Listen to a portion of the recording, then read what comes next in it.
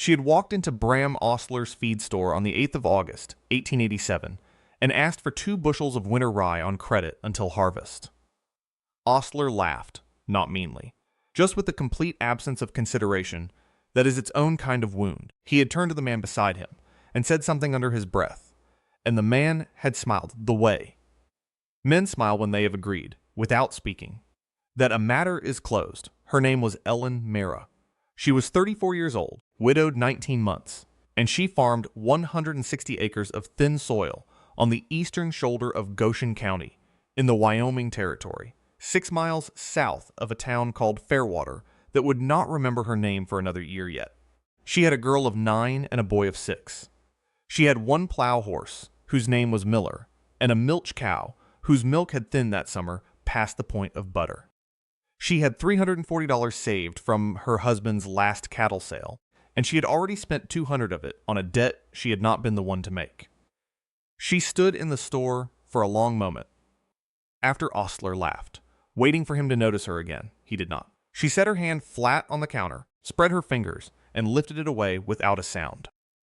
She walked out into the August heat, and she did not slam the door, because slammed doors were, in her mother's phrase, the loudest form of begging. The sun had bleached the ruts in the wagon road, white as old bone. She stood a minute in the shade of the awning and let her eyes adjust. The smell of dry hay and horsesweet came off the tie rail in waves. From the mercantile across the street, a woman she did not know watched her without expression and then turned away. And Ellen understood, in the plain way a person understands weather, that the refusal she had just received in the feed store had already made a full circuit of the town before she reached her wagon. She climbed up. She untied Miller. She turned him east and drove home the 6 miles at his own pace, because a horse driven too hard in August will not plow in September, and she needed him to plow. She had come to the rye by a long road. Her husband, Jonas, had died in the January of the previous year, of a lung inflammation that had begun as an ordinary winter cough and had turned over the space of 11 days into something that filled his chest and would not leave. He had been 41. He had left her the farm, as a pyramid is supposed to. He had left her the farm, a set of ledgers written in a hand she had to learn to read a second time, and a habit of prayer she found she could not quite keep alone. He had also left her, though she would not know it for another 6 months, a debt owed to a man in Cheyenne, for a bull he had never quite finished paying for. She had paid the debt. She had paid it because Jonas had shaken hands on it, and because she could not, in the country she lived in, allow her husband's word to be a thing that outlived him only as a broken promise. That payment had emptied the account they kept at the bank in Torrington, and had left her, in the spring of 1887, with a farm and no seed. She had gone to the bank. The banker had been kind. That was the word for it. Kind. The way a man is kind to a dog he has decided he will not feed. He had spoken to her about the difficulty of the season, the uncertainty of a woman farming alone, the several notes already outstanding in the county on land no better than hers. He had suggested, without ever quite saying it, that she consider selling. She had thanked him for his time and had walked out into the street and had stood on the wooden sidewalk for a full 3 minutes before she remembered. She had come in a wagon and not on foot. She had gone to her neighbor's next. Henry Duthie farmed the section north of hers. He was a good man, meaning that he did not lie and did not cheat, and did not, when Jonas was living, refuse a hand at haying or a loan of a broken tool. She had ridden over on Miller in the 2nd week of May and had asked him plainly if he might spare her the loan of his drill and his team for 2 days to put in a spring wheat crop. She had said she would pay in labor at his harvest. She had said she would sign a paper if he wanted one. Duthie had looked at his boots for a while. He had said that his own planting was late this year, and that his team was not what it had been, and that he could not, in conscience, spread himself so thin. He had said it slowly, and he had meant it in the moment he said it, and she had not argued because there was nothing to argue against. A man saying no in that manner is not saying no to you. He is saying no to the shape his life has taken, and there is no answer to that except to leave him to it. She had ridden home. She had put Miller in the barn, and had sat on the milking stool for a long while, with her hands folded in her lap, and she had understood then, without bitterness, that she was going to have to farm her land with what she had, and what she had was very little. That was May. In June, she had gone to Reverend Fenton and asked him, not for money, but for the loan of a man, any man in his congregation who might, for a fair wage paid at harvest, help her put a crop in. Fenton had spoken to her about the will of the Lord and the strength of the widow. He had prayed with her. He had not, in the end, sent her a man. She had walked out of the parsonage into a Sunday afternoon that smelled of cut grass and church supper, and she had not cried, because crying, she had learned, was a thing you did on your own time or not at all. She had come home to her children, and she had made them supper, and after they slept, she had sat at the kitchen table by lamplight, and she had begun to think. The thinking had taken her 7 weeks. She had read every paper Jonas had left. She had read the almanac for 1887 and the almanac for 1886 and a bound volume of The Territorial Farmer that Jonas had subscribed to for 4 years and had never quite finished reading. She had read a letter from her uncle in Pennsylvania, dated 1879, that mentioned in passing a bad frost year on his own farm and a crop he had put in late that had saved him. She had read a pamphlet from the Department of Agriculture that Jonas had brought home from the land office in 1884 and had never opened. In the pamphlet, on a page she almost turned past, there was a paragraph about a grain called winter rye that could be sown as late as September, and would still, if the fall was mild and the ground not yet frozen hard, establish itself before the snows, and would come up the following spring ahead of any wheat a man could plant, and would tolerate frost in a way no other cereal grain would. She had read the paragraph 3 times. Then she had put the pamphlet down and gone to the window and looked out at her fields. And she had begun, in that August lamplight, to plan the plan required rye seed. Rye seed was not, in that country, a thing men kept in quantity. The wheat farmers grew wheat. The corn farmers grew corn.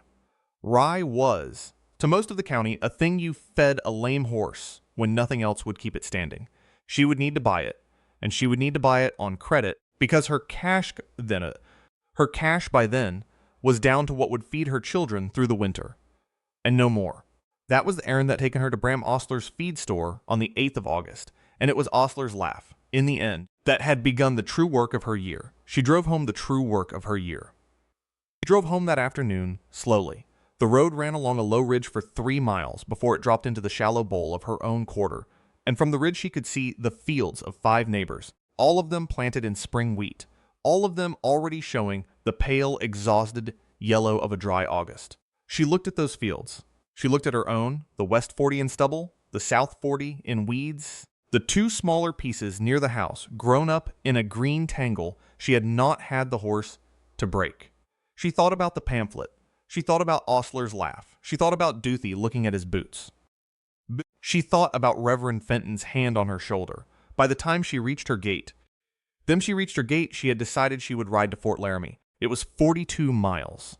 She left the children with a widow woman named Sarah Beckwith, who lived 2 miles west, and who had, of all the people she knew, been the only one to come to her, without being asked, in the weeks after Jonas died. Sarah asked no questions. She took the children, and she said only, "Come back when you come back." Ellen rode Miller. She did not take the wagon, because the wagon would have slowed her by a day, and she could not spare the day. She rode with a canvas roll and a tin of biscuit and a jar of water and a folded oilcloth against rain that did not come. She slept one night in the open, in a fold of ground where the wind broke against a low bluff, and she woke before first light and rode on. At Fort Laramie, there was a sutler named Anselm Krieg who had come out from Ohio in 1868 and had, in the way of such men, accumulated over 20 years a warehouse full of things nobody in the country quite knew he had. She asked him about winter rye. He looked at her a long moment. Then he took her behind the counter and down a set of plank stairs into a cellar that smelled of jute and dust. And he showed her 4 sacks of seed rye that had come out from Illinois the previous fall and had never sold because no one had asked. He named a price. She named a lower one.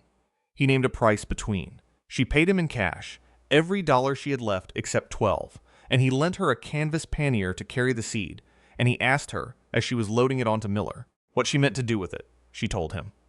He looked at her the way a man looks at a bird that has flown into a house and does not yet know it must go out the same window. He said, "It's late," she said. "I know." She rode home. It took her 2 days. because Miller was carrying the weight of 2 bushels of rye in himself and her, and she would not push him. She came back into her own gate on the evening of the 12th of August, and Sarah Beckwith met her at the porch with the children behind her, and Sarah looked at the sacks on Miller's back and did not ask. And Ellen was grateful for it. That night, she sat again at the kitchen table with the pamphlet in front of her. She read the paragraph on rye for the 4th time. She read it slowly. She noted the language. Sown as late as September. Established before the snow. Tolerant of frost. She turned the page and read what followed, and what followed was a short note, referring the reader to a further discussion in a bulletin from the Nebraska Agricultural Station at Lincoln, and she did not have the bulletin, and there was no way to get it in the time she had. She would have to do without it. She began the next morning. The plan had 3 parts, and each of the 3 had grown, in her mind, out of a refusal. The first part was the ground. She could not, with 1 horse and 1 plow, break all 4 of her fields. She had known this in July, and she had been trying for a month to solve it. Duthie's refusal had closed the ordinary door. She would have to open an unordinary one. She rode down to the low place along Cottonwood Creek, where an old man named Absalom Pryce kept a shack and a small herd of goats and a reputation for having at one time been thrown out of a Baptist congregation for reasons no one would explain. Pryce was 72. He had been a stonemason in Missouri before the war. He had come west in 1866 and had never quite told anyone why. She had spoken to him twice in her life, both times at a distance, and both times he had nodded to her without speaking. She rode down to his place, and she got off Miller, and she stood at the edge of his yard until he came out of the shack. She said, "Mr. Pryce, I have 4 fields I cannot break with 1 horse. I have heard you know a way to break sod without a plow. If it is true, I will pay you in rye bread every week through the winter, and I will teach your goats not to eat my roses, and I will not tell anyone I came to you." He looked at her. She had expected him to laugh, or to send her away, or to ask her what business she had with the affairs of a man the town would not speak to. He did none of these things. He said, "Come inside." Inside his shack, it was cool and clean, and it smelled of tallow and old paper. He had a table and 2 chairs and a shelf of books, and on the shelf were books she did not expect. A treatise on Roman aqueducts, a manual of Prussian field agriculture, a book in German whose title she could not read. He sat her down. He made her a cup of coffee from a pot that had been on the stove all morning, and he told her about a method of breaking new ground he had learned as a boy from a Bavarian man in St. Louis, which involved not turning the sod at all, but slicing it with a coulter blade set at a shallow angle behind a light harrow, and then, once the sod was cut, sowing the seed directly into the cut and covering it with a drag made of thorn brush. He told her it was not a method for wheat. Wheat wanted a deep bed. Rye did not. Rye would take root in a cut in the sod, and would send its own roots down through the mat, and would come up the following spring, having already broken the ground for the next season's plow. He said it would work. He said it would take 3 days per field. It would take 3 with the light harrow he had in his shed, and the coulter he could sharpen from a broken plowshare, and that he would come and do it with her, and that he would not take payment, because he had not had anyone ask him for a favor since 1874, and he wanted to see whether he still knew how to give one. She sat with her coffee, and she did not cry, because she did not cry in front of people. She said, "Thank you, Mr. Pryce." He said, "It's Absalom when we are working." They began on the 15th of August. The heat that week was the worst of the summer. It came off the ground in shivers that made the horizon go liquid, and the flies were bad, and Miller sweated through his collar 3 times a day and had to be walked in the shade between passes. Pryce worked slowly. He was 72 years old, and he had not done field work in 6 years, and he stopped every hour for water, and he sat, when he sat, without apology. Ellen worked beside him. She had never handled a coulter blade in her life. He showed her the angle. He showed her how to read the tear of the sod behind the blade and to adjust by feel. He showed her how to walk behind the drag so that the thorn brush covered the seed evenly without piling. By the end of the first day, they had cut and sown 2 acres. By the end of the first week, they had done 12. Watched. Duthie rode by on the 3rd day and did not stop. He slowed his horse at the fence line, and he looked across South 40, and he saw a man he did not recognize, an old man in a straw hat walking behind a light harrow that was cutting the sod in a pattern that made no sense to a wheat farmer's eye. He rode on. That evening, he told his wife that the widow Meara had lost her judgment and had taken up with Absalom Pryce, and his wife had crossed herself, being of the Catholic persuasion, and had said nothing. On the 5th day, Bram Osler himself rode out. He came under the pretext of collecting on a small account Jonas had owed for feed the previous fall, which Ellen had not forgotten and had every intention of paying, but had not yet. He sat on his horse at the edge of her yard, and he watched Pryce working in the field, and he watched Ellen behind the drag, and he said, "Mrs. Meara, that ground won't take rye." She stopped. She walked over to him. She wiped her hands on her apron. She said, "Mr. Osler, I owe you $4.60. I will bring it to you on Saturday." He said, "I didn't come about the money." She said, "I know." He waited a moment. He said, "I have wheat seeds. I would sell you wheat seed on credit. Sown now in this ground, it might yet make a crop." She said, "It is too late for wheat, Mr. Osler. It is not too late for rye." He looked at her. He looked at Pryce. He said, "Suit yourself then." And he turned his horse and rode away, and she stood in the yard and watched him go. And she understood, in a way she had not quite understood before, that the offer he had just made her was the closest thing to an apology a man like Bram Osler was capable of, and that she had, by necessity, refused it. That night she wrote in the ledger, in Jonas's ledger, in her own handwriting, under the last entry he had ever made. Rye sown, South 40, 12 acres. Sod method, Pryce. God willing, she underlined nothing. The work went on through August and into the first week of September. Pryce came every morning at 6. He brought his own biscuit. He did not eat at her table because he had judged, correctly, that a woman alone with 2 children could not afford to feed a hired man 3 meals a day for a month, and he would not have her pretend otherwise. She left a jar of buttermilk in the shade of the porch every afternoon, and he drank it on his way home, and that was the arrangement. And they did not speak of it. She had in that time one more errand of refusal to complete. She needed a drag heavier than the thorn brush for the last 2 fields, which lay on ground harder than the South 40, and would not close over the seed with brush alone. She needed a proper iron drag, and there was one in the county. Silas Bowen owned it, 3 miles east, and she rode over on the 28th of August to ask if she might borrow it for 4 days. Bowen was a decent man. He was not a cruel one.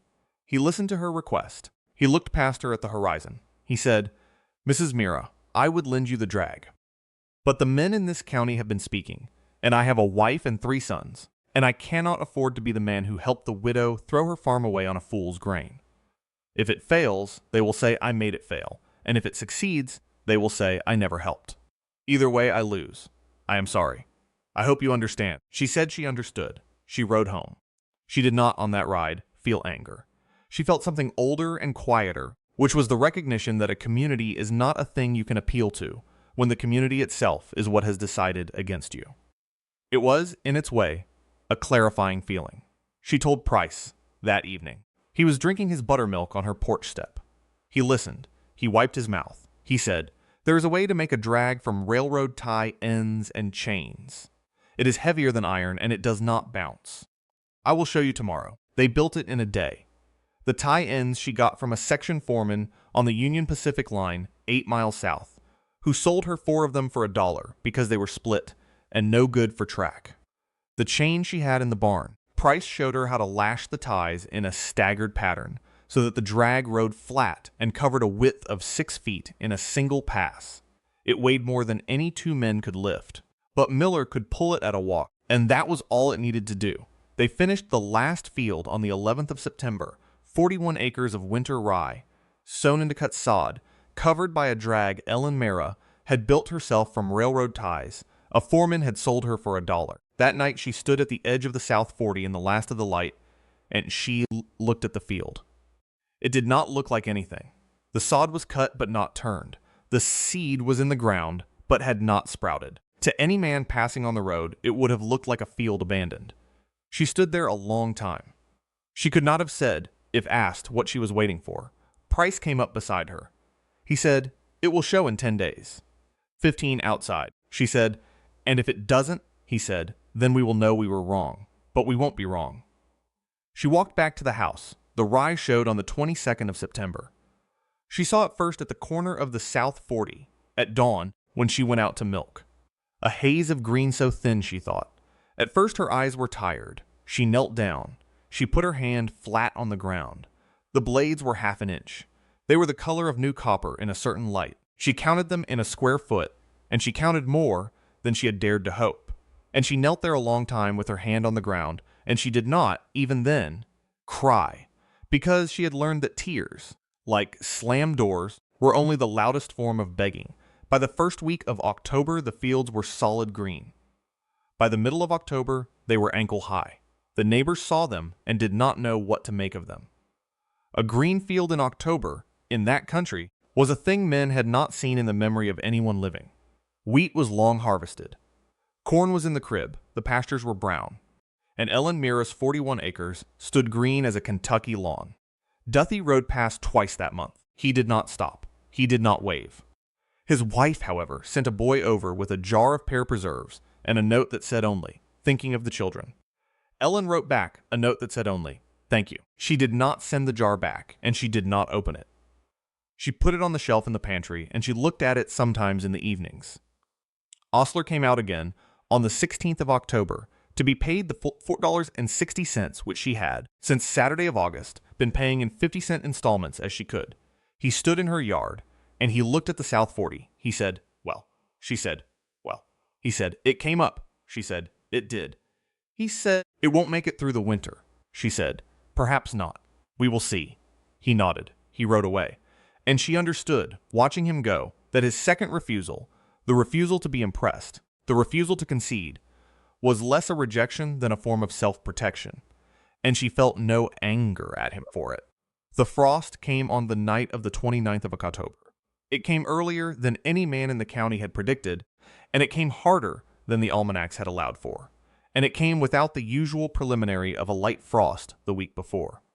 It came in a single killing wave, out of a clear sky, on a night when there's a pyramid is supposed to, on a night when the wind had died at sunset, and the air had gone still in the way that meant the temperature would fall like a stone through water. Ellen banked her stove at 9 o'clock, and she went out to check the barn one last time. She stood in the yard, and she felt the cold on her face. It was the cold that had a particular quality to it, dry, edged, patient. It was the cold that would not lift with the sun. She looked up at the sky. The stars were sharp as bits of broken glass. She went inside. She put both children in the same bed under 3 quilts. She sat by the stove until midnight, and then she slept. In the morning, the fields of every farm in the county, from Fairwater to the Nebraska line, were black. Everything above ground was dead. The late gardens, the second cuttings of hay that had not been taken in, the pumpkins in the field, the last of the sunflowers along the roads, all of it stood black and slumped in the low light of the morning. Men rode out from town to look. They stood at their fence lines, and they looked at their own fields, which had been harvested weeks before and did not matter, and then they looked across at whatever winter feed they had planted. The pale wheatgrass, the thin timothy, the sparse fall rye that some of them had put in July and August as an afterthought. And they saw all of it flattened, all of it, that is, except Ellen Meara's 41 acres. Her rye stood green. It stood green because rye, sown late into cut sod-on ground that had not been turned deep, roots differently than a plowed grain. It stood green because Pryce had known, from a Bavarian farmer in St. Louis in 1836, that a shallow-cut seedbed insulates the crown of the plant with the intact mat of sod above it, and that a plant so protected does not freeze at the crown when a killing frost falls on standing green above it. The blades above the crown were touched. Some tips had blackened, but the crowns lived. The plants would go dormant and would come again in the spring. The neighbors did not know this. They saw only the color, green in a country of black. She stood at the edge of the South 40, in the dawn of the 30th of October, and she looked at the field. The frost had put a rime on every blade. It caught the light like sugar. Her breath rose in a column and did not disperse. She stood there a long time. Duthie came at 9. He came on foot. He had walked the 2 miles from his own place because his horse had thrown a shoe in the night, and he had not wanted to wait. He came into her yard without knocking on the gate, and he stood there, and he did not, for a long minute, know how to speak. She came out onto the porch. She did not, at that moment, hold anything against him. She had spent the summer past holding things, and she had found she did not have the strength for it, and did not want it. He said, "Ellen," she said. "Henry." He said, "The wheat's gone. The pasture's gone. The children's schoolhouse has no wood for the winter, because the bakers were going to bring it in trade for hay, and there is no hay." She said, "I know." He said, "You have." And he gestured at the field, and he did not finish the sentence, because he did not have a word for what she had. She said, "I have 41 acres of green rye. It will feed a great deal of stock through the winter, if it is cut for hay in the spring. If it is left standing, it will make grain in July. Either way, it is enough. It is enough for me, and it is enough for whoever needs it." He looked at her. He said, "You would share it." She said, "Henry, I would sell it to you at the fair price, and I would trade some of it for what I need through the winter, and I would give some of it to the schoolhouse. Because the children in the schoolhouse are not to blame for what their fathers did or did not do in August. There is enough. That is what I am telling you. There is enough." He stood a moment longer. He said, "I am sorry." She said, "I know you are. Go home to your wife." He went home to his wife. By noon, 3 more men had come.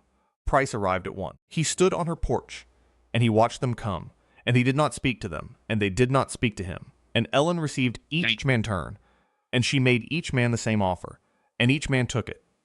And none of them, in the taking, quite met her eye, and she did not require it of them. Bram Ostler came at 4. He came in his wagon. He tied his horse to the rail, and he came up the steps, and he took off his hat, which she had not seen him do before in all the years of their acquaintance. He said, "Mrs. Meara." She said, "Mr. Ostler." He said, "I laughed at you in August. I laughed at you in front of Cal Hendricks, and I laughed at you in a way that traveled. I would like, if you will hear it, to say that I was wrong." She said, "I heard it, Mr. Ostler." He said, "I have a wagon and 2 good men and a mule for 3 days, whenever you need them, at no charge, for the rest of my natural life, if it comes to it." She said, "I will need them in the spring, to bring in the hay cutting." He said, "You will have them." He put his hat back on. He went to his wagon. He did not, before he left, look at the field, because looking at the field would have been in that moment a kind of gloating on her behalf that she had not asked for, and he would not offer. He drove away. Pryce watched him go. Then he said, "It is enough, then." She said, "It is enough." That winter was the hardest winter Goshen County had known since the great die-off of 1886. Cattle failed in the drifts. Horses foundered. 2 children died of diphtheria and fairwater, and were buried in ground so frozen, the men had to build a fire on the gravesites for a day before the diggers could work. Ellen Meara's rye, cut in early May of 1888, made 28 tons of standing hay, which she sold at a fair price to Duthie and to Bowen, and to 4 other men whose names she had known all her life, and the grain she left in 10 acres to ripen made 112 bushels in July, which she milled and sold and used and kept, and which fed her children and her horse and her cow through the following winter, without her having to borrow a dollar from any man in the county. Absalom Pryce died in January of 1889, of nothing in particular, in his shack by Cottonwood Creek. She buried him herself, with her boy and her girl, and Henry Duthie, and Silas Bowen, and Bram Ostler standing at the grave, and she read the 23rd Psalm from Jonas's Bible in a voice that did not shake. And afterward, she went home, and she did not speak of him again for a long time, though she thought of him every time she cut a coulter into new ground. In the spring of 1890, she was elected, quietly, without campaigning, by a vote of the Grange she had not attended, to the seat of Secretary of the County Agricultural Society, and she held the seat for 11 years. She never told anyone about the pamphlet from the Department of Agriculture that she had almost turned past. She never told anyone about the paragraph she had read 4 times in a kitchen by lamplight in August of 1887. She kept the pamphlet, in the end, in a drawer in the kitchen, and when her daughter was grown and married and farming her own quarter in Nebraska, she sent it to her, folded in a letter, without explanation. The men who had refused her in August of 1887 lived out their lives in that country, and most of them died in it, and none of them, in the years that followed, ever quite spoke of the refusal, but none of them ever refused her again either. And when she asked, in the spring of 1892, for the loan of a threshing crew for a week, she had, within an hour of the asking, the offer of every crew in the county, and she chose Silas Bowen's because Silas Bowen had, in August of 1887, been the only man to tell her the truth about why he would not help, and she had, from that day, held him a little higher than the rest. She lived to be 71.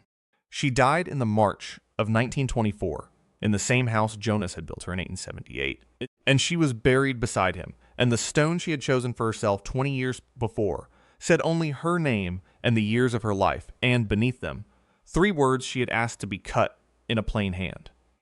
She planted late. Every door closed against a woman in need is a wall she will one day build better than the one behind it, and the men who closed it come in time to lean against that wall and be glad of the shade. If this story stays with you, the next one is already waiting.